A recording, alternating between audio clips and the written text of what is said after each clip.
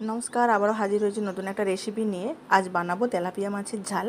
অনেকেই না এই মাছটা খেতে পারে না, আষ্টে গন্ধ লাগে। আমি যে প্রসেসে এই মাছের রেসিপিটা বানাচ্ছি, যদি কেউ বানিয়ে থাকে তার একদমই খারাপ লাগবে না। প্রথমে মাছটাকে ভালো করে কেটে ধুয়ে পরিষ্কার করে লাল লাল করে ভালো করে ভেজে নিতে হবে।